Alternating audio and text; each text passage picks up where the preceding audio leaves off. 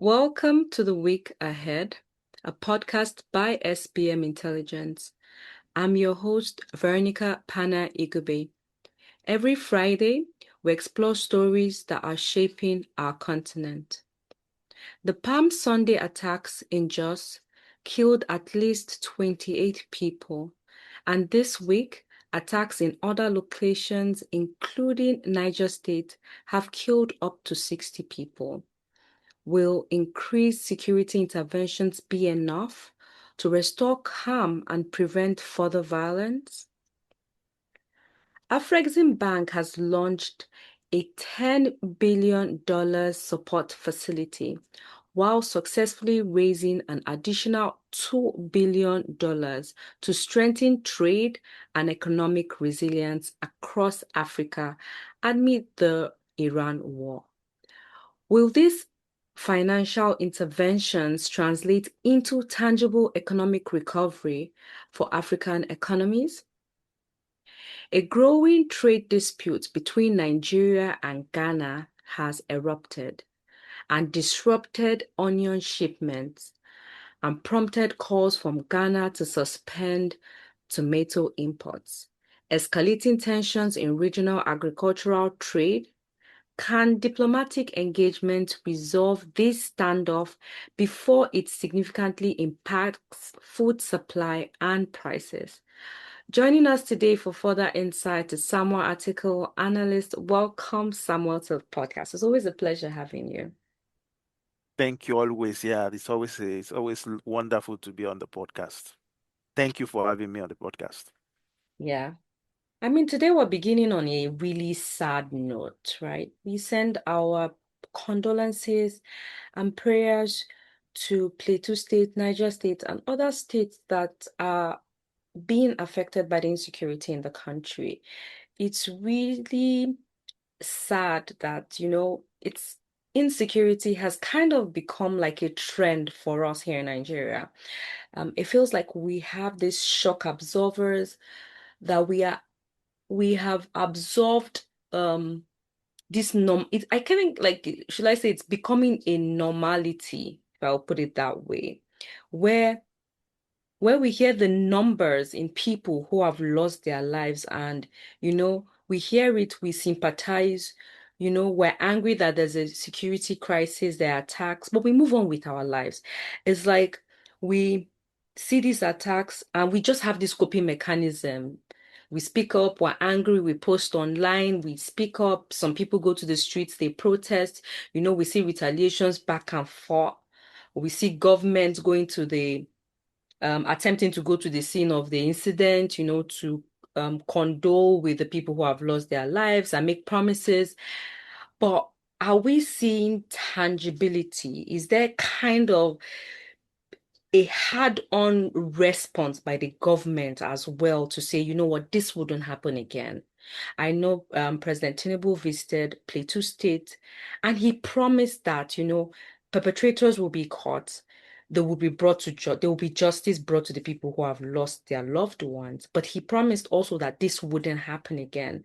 But we're seeing an attack in Niger, right, this week. And what we're tired. We've had this conversation quite a couple of times, back and forth of, we have insecurity, the military is trying.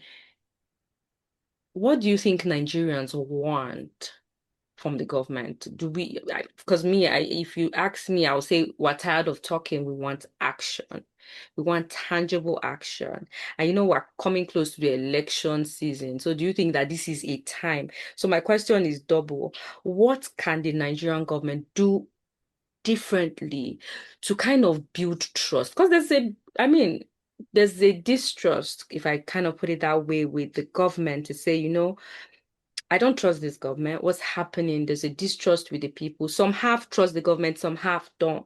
But what can we do to mend that bridge to ensure there's a trust that's from the government angle?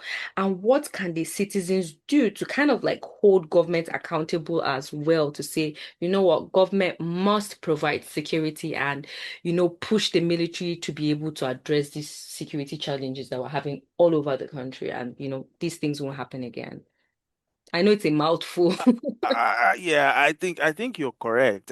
It's something that have been with us since I mean, I remember 2008 when we have the just crisis, and then some years after that, a few years after that, you had Boko Haram, then you had the bandit, and then you have these things, especially escalating. And if you look at the numbers closely, almost about 51 million households at one way or the other. I mean, you had crime coming to the full total of almost about 51 million households within 2003 and 2004. It's very rare for you to see someone in Nigeria today that comes from a family that have not been a victim of crime. It's either your phone has been stolen, those petty crime, or even the most grievous and the most heinous crime, being killing people and then kidnapping people. And so the crime is with us, and it's clear that this is a systemic problem. We need to admit that it's a systemic problem. We've started this 2008. By 2018, 10 years after, nothing seems to have changed. And between 2018 and now, we're getting close to 20 years of insecurity in Nigeria. There are no attempts whatsoever, I will say, rather than the window dressing that we get. I think it's important to put that on the table. Now, just like you said, I think we've been saying so many things, and then results are not here. If you listen to the president did talk about getting about 5,000 enabled cameras. And then, of course, the buzzword now is AI. So you put AI in front of anything you're doing. Oh, AI enabled cameras. If you go back memory lane when there were crises in Abuja, cameras were also sold as a solution to the problem. We're not saying technology is not good, but the problem is that the issues we are having in Nigeria goes beyond those window dressing. They are deeply rooted in the systemic architecture of the way security is organized in Nigeria.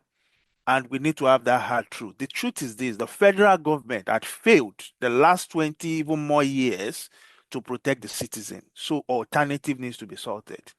And people had come up with different types of alternative. One, having state police, having community police, different things. I think it's time for us to move beyond those window dressing to begin to rebuild our security architecture to be able to deal with the kind of crimes that we're seeing around us. Yes, you could put cameras everywhere, but the problem is that you're going to mount camera in the forest when people are coming. Even if you have cameras and the camera shows you criminals are coming in thousands, right? The question is that what has government done historically when they see these criminals mounting bikes and driving for kilometers and people hailing and calling people that crime is happening? What has government historically done to raid it on these people? They've not done anything. So putting cameras there, what does it do? It doesn't do anything, to be sincere with you. It only putting, you're just thinking, shooking up and then throwing in funds and then equipment into the mix. We make things work better. No, I don't think so. I think so. My take here is that we need to have this art talk about redistributing the architecture of the police. If we have to have the need for us to have 36 different police I mean systems in the country to be able to cope with the kind of with the kind of crime we're seeing in us, then so be it. I won't say I have a golden bullet to solving the problem, but I will say what we are presently doing is not working. And we need to come to that realization that the Nigerian police force is a complete failure. In fact, they derive more pleasure in robbing people on the street themselves by collecting bribe than addressing the issue. Meaning that the whole security architectures of Nigeria have been pushed over to the Nigerian military. And they've also failed at it in the last 10 years. Rather than actually address this crime, we've seen situations whereby people like Buratai stole money and ran away, and it was even endorsed, giving some, I would say, allegedly stole money so that I don't put myself in this big broke. So, my take here is that the army had failed to protect Nigeria. As presently constituted and designed, the police had failed historically. In fact, they've always failed to do anything meaningful in the country. So why should Nigeria continue to trust them? Why should taxpayers' money? Why should I continue for every 100 naira Nigerians are contribute Nigeria put into the quotas, right? Almost 50% of it is going to secure to these people, and they fail to protect us. Why should Nigerians continue to rely on them for security. I think there's a need to actually begin to work out and redistribute and redesign the security architecture of that country, of Nigeria. And with that, we can now say, okay, this is now the pathway for us to follow. I mean, I agree with you. There were some comments that you made. You said this is a systemic problem, and I agree that it's a systemic problem. And you know, government is in continuity. So it's like one will move from one government to another, and they've tried to address the situation. I do agree with you that we need to address or restructure our security architecture. I agree with you that we need to embrace state policing and community policing as well.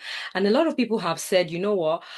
There are some challenges or fears that come with state policing, but I think that if we can adopt it the right way by saying, okay, any reform would have winners and or losers, right? So it's like saying who will be the winners, who will be the losers, how do we address it? What are the possible risks that can come in, and how do we have risk management to be able that when these troubleshoots, how can we adjust it as well? I mean, I look forward to solutions by the government as well, and the citizens holding government accountable for that. Yeah, Um, Veronica, just to say this, I think the argument against it is, oh, politicians will use it to rig election. The election is rigged anyway. So that's not material. The question is that people are dying in their thousands and millions. yeah, People are so that should be the ultimate fact. If you're a Christian, for instance, and you pick the Bible talks about the fact that one person, the soul of one person is more resources, has more value than the entire gold in the world. So if people are dying every day, children are being macheted and all those things, and people are dying, then that argument does not hold. The election is of no material. You can only vote when you are alive. The question is that people are dying, people are kidnapping. So that argument does not hold. People should find a better argument. That argument does not hold. We need to change that infrastructure. We need to ensure that people of Benue can protect themselves, the people of Plateau can protect themselves, people in those villages, and it's not peculiar to an ethnic group. The same thing goes around the country. So if yeah, you're coming from a particular village, you should be able to protect yourself if the government had not have failed you. The alternative is anarchy, and nobody wants anarchy. One thing I detest most is to have situation whereby you begin to have things like civilian JTFs, non-state author. They only worsen the situation and make things even more grievous. So yeah. let's formalize these things. Let's have state police and then let's move ahead. I agree with you because that informal security architecture, there's not really much regulation holding them. And, they can just, act on their impulses, and we don't want to see that anyway.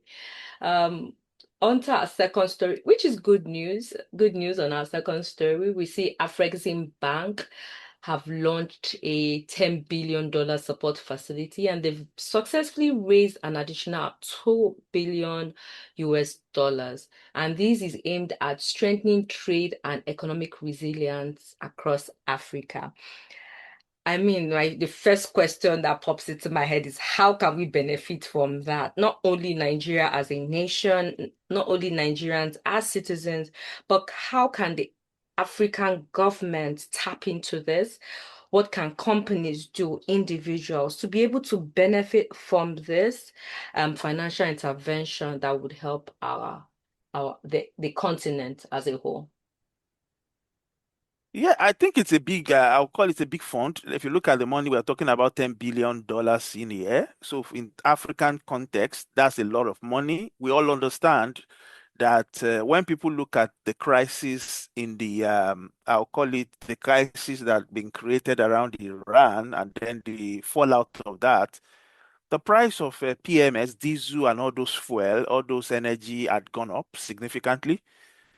And not only that, farmers are also struggling to get fertilizers. Remember, most of the fertilizers we use, NPK, comes from natural gas, and most of those things actually flow through that waters.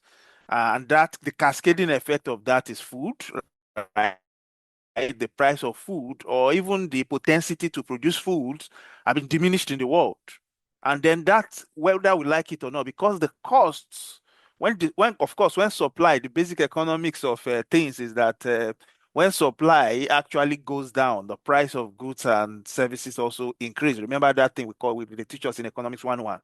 And because the price had gone up, the little resources you have as countries, especially for African countries that don't produce these commodities, this crude oil, all right, is that the little money you're making, you have to spend, meaning that your foreign reserve, the foreign currency you have in hand to buy this thing is not enough. And that creates a problem. So what they have Afreximbank had done essentially is to make some kind of a crisis money to support one way or the other. And I'm happy that it's coming from Africa. I think that's the first big takeaway there. I think we need to go beyond that.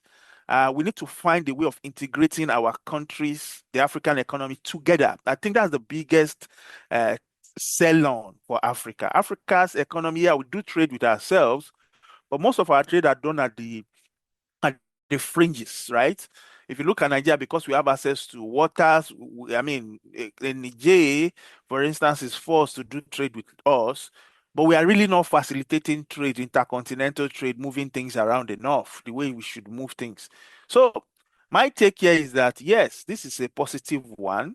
I think the question is how do we benefit from that? I think it's the key thing for us is Nigeria. I think we are seeing benefit because the price of crude oil has gone up. We seem to be making more money, but we have to remember also that because the crude oil, I mean, PMS have been deregulated technically, it's eating deep into the pockets of the working poor, the have-nots. Yeah, if you look at the price of transportation had gone up, and then the crawling effect of inflation is also hammering people deeply.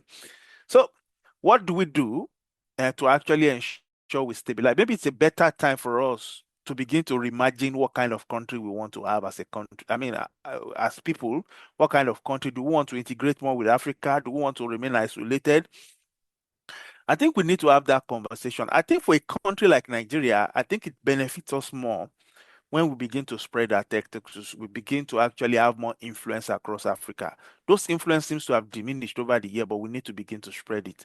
I will say Nigeria should be at the forefront of even creating stabilization funds, given the fact that we now have a refinery that is producing crude oil, producing MPK, opportunity for us to enter markets that will historically would not been able to enter easily.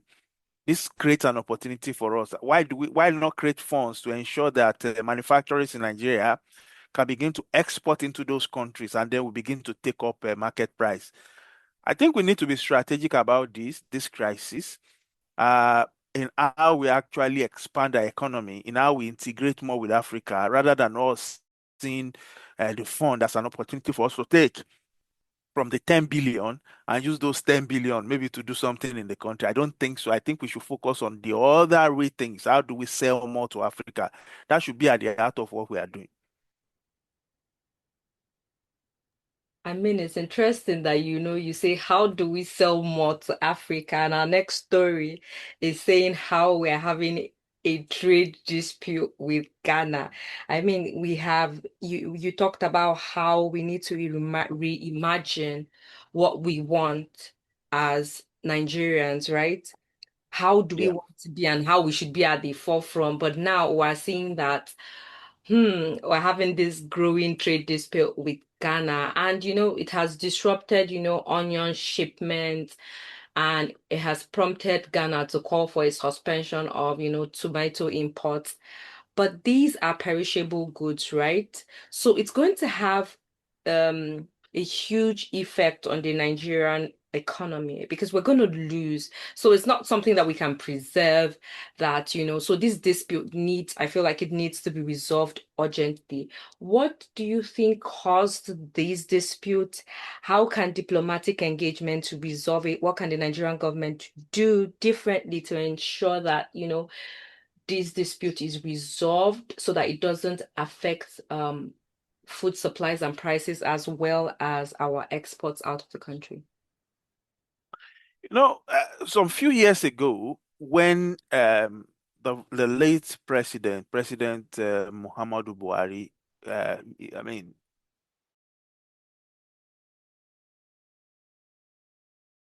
complained that this will create a scenario where other African countries will use the same. We did warn that the impact of that decision will actually stay with us for more than 20 years. And this is a fallout of what we are seeing. Historically, movement of goods and services, why it's not smooth, if you've had to travel across borders in West Africa, is completely different from what you get in Europe. In Europe, you move your goods and services historically around because you're trusted to do that. But in Africa, you go to Border, you see trucks actually being hauled down there and waiting for days and months and all those things. But people are still moving goods across, and most of those goods are actually informal. It's not even captured in the big scheme of things. So what we've seen here is actually Ghana, especially the Ghana Chamber of Agribusiness, one way or the other, then the whole tension, uh, trying to, I'll call it effectively ruralized trade, because, yeah, we should actually grandfather it and then put the blame on his head. Yeah, he was the one that created this and he started it. So people are seeing that, oh, we can also do the same thing. And so they are doing that. The implication of this on people doing trade is that, yeah, it damages working capital. Just imagine you trying to haul trucks of tomato, onions, and all those things, and they got damaged. That could be the end of your trade. Yes, that's what happened. If you can't move things through, except you begin to cut corners. The alternative is for you to cut corners, meaning that you begin to maybe apply some not too good chemicals on products to actually preserve it and make sure things are going. And you don't want to do that. You want things you are moving around to be smooth. So I think there's a need for Africa and West Africa specifically around regional integration to sit down and begin to think through the wrongs of the past. We need to admit that what we did in 2000 was wrong, completely wrong, and we need to apologize. I think that's the starting point for us, especially as a leader in West Africa, so that other West African countries does not resort to that. If we don't do that, it's just a matter of time before protectionism actually begins to scuffle the entire trade within the region itself and it worsens it up. And one way or the other, we are so integrated into ourselves. I know borders were created when the British came in, the French and the colonialists came in. They created those borders. Those trade had been with us even way before these things. So why are we making it so difficult to sell goods, to move goods around us? But it's so easy, for instance, for the Europeans to bring goods to, for instance, Nigeria. If you look at investment in Nigeria now, you notice that Nigeria has been investing so much in port systems. The Lekki port, you see the Honor port, everybody's building port to facilitate trade with other people. But trade with our neighbors here seems not to be working. If you look at the road that goes to Border, right, that's a very critical infrastructure. How much investment are the government putting in those kind of roads? So those are key questions we need to ask ourselves as a country. But more importantly, in the region, I think there's a need to actually come up with protocols that prevent such things from happening in future. I think the starting point for us as a country, Nigeria, is to apologize for what we did in the past. And then moving forward, we ensure that such an occurrence never happens again.